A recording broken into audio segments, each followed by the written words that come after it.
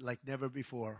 Right now, what's happening at the border, what's happening with inflation. They think that inflation's coming down. Well, they're up almost 30%. So that's not coming down. And it's very tragic when you see what's happened to our country. Ukraine would have never been attacked, ever, not even a chance, by Russia. That wouldn't have happened. Think of it. That wouldn't have happened. Israel wouldn't have been attacked by Hamas. You know, Iran was broke when I was there. I said, anybody buys oil from Iran, they can't do business with the United States. That was the end of that business for them. And they were literally broke. And Biden came in and he just took off all the sanctions, took off all that talk. And now China's, getting millions of barrels a week. Everybody is. But I spoke with China. I spoke with everybody. But I remember specifically with France, I say, you can't buy there. You can't buy oil. And if you do, it's okay. But you're just not nobody's doing business with us if they do. And they were literally broke. They didn't have money for Hamas.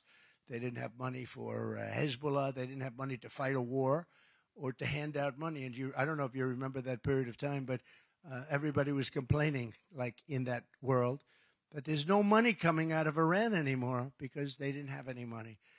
And I would have treated them very fairly, but I also would have said one thing: you can't have a nuclear weapon. Now I hear 31 days away from getting a nuclear weapon. Once they have that, it's a whole different ballgame. It's a whole different ballgame. And we have a man, he can't put two sentences together. He can't speak.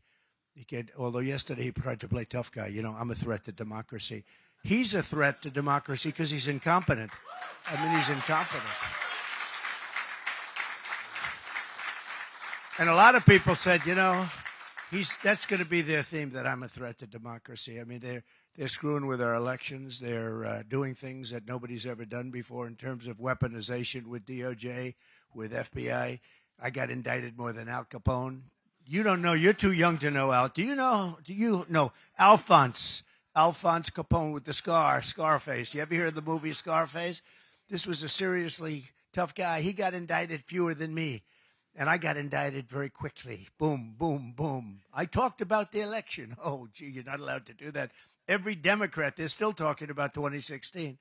So these are bad people we're dealing with, very bad people.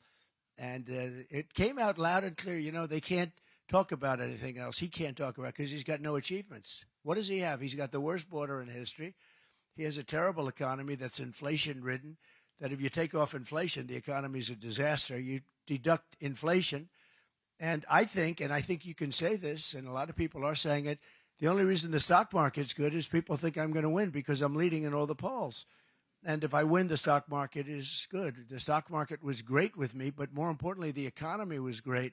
The real economy, I call it the real economy, was great. But if we don't win, I predict, I hope this wouldn't be true. First of all, we got to win.